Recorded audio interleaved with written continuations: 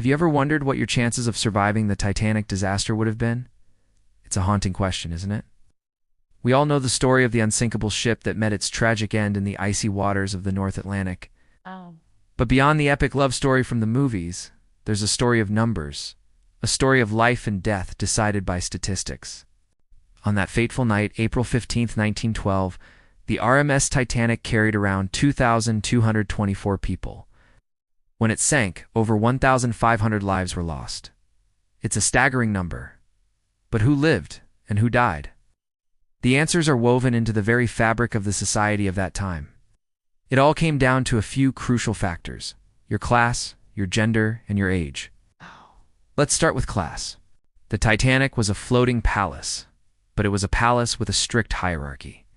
You had first class, the realm of the wealthy and famous. Then second class, for the professionals and middle-class families.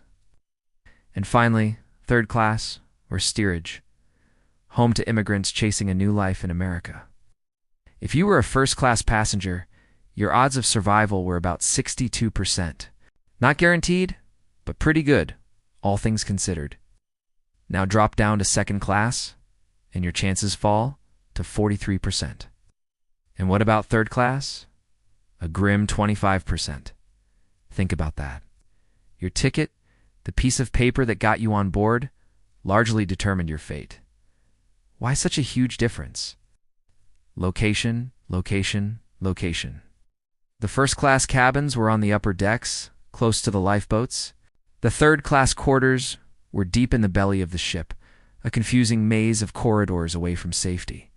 When the order to evacuate came, many in steerage were trapped below deck, or couldn't navigate the ship to find a way out. The gates separating the classes meant to comply with U.S. immigration laws became deadly barriers. But class was only part of the equation.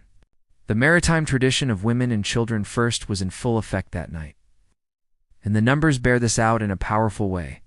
Overall, about 74% of all women on board survived. For men, only 20%. It was a code of honor that many of the crew and male passengers upheld to their last moments. Let's combine these factors.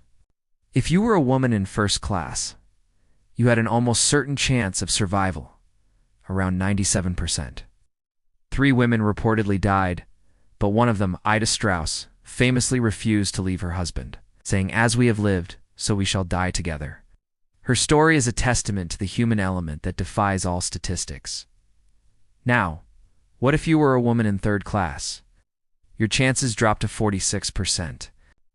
Still better than a man's, but a stark contrast to the ladies on the top deck. And for men, the picture was bleak across the board. Even in first class, only 33% of men survived.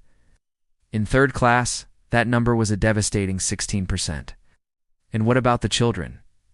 Here, the story is both heartbreaking and hopeful. In first and second class, almost every child was saved. A 100% survival rate for the kids in second class is a small miracle in this huge tragedy. But in third class, the story is different. Of the 79 children in steerage, only 27 survived. That means 52 children, full of dreams for a new world, never made it. Behind every single one of these percentages is a human story. Imagine being a crew member. Your survival rate was about 24%. These were the men who stayed at their posts, keeping the lights on as long as possible, launching the lifeboats, and trying to maintain order amidst chaos. Captain Edward Smith famously went down with his ship. The band played on, a final defiant act of humanity. One of the most fascinating aspects of the Titanic story is how these raw numbers reveal the social structures of the Edwardian era. It was a world where your station in life and your gender dictated your value in a crisis. The unwritten rules of society became a life-or-death lottery. But let's not forget the human choices that defied the odds. There were men who gave up their seats on lifeboats. There were crew members who worked tirelessly to save as many as they could. There were stories of incredible bravery and sacrifice. Think of the unsinkable Molly Brown, first-class passenger who helped row her lifeboat and later raised funds for survivors. She wasn't just a statistic. She was a force of nature. The Titanic had lifeboats for only about half the people on board, 1,178 spots to be exact. This was technically legal at the time. A horrifying oversight that sealed the fate of hundreds. The lifeboats that were launched were often half empty, a result of panic, confusion, and the crew's fear that the boats couldn't hold their full capacity. If they had been filled, another 500 people could have been saved. So when we look back at the Titanic, we see more than just a shipwreck.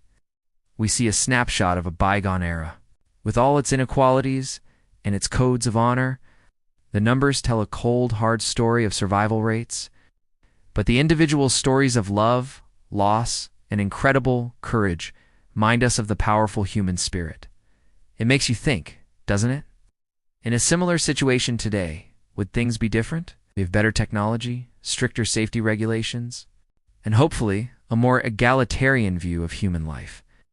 But in the face of disaster, it's the human element, our choices, our bravery, our compassion that truly defines who survives and how we are remembered. The story of the Titanic is a cautionary tale that has echoed for over a century. It's a reminder that no matter how advanced we become, we are always at the mercy of nature and our own human fallibility. And in those final moments, statistics fade away, and all that's left are the choices we make. Thanks for watching. If you found this, dive into the statistics of the Titanic, interesting. Please give this video a like and subscribe for more stories from history. See you next time.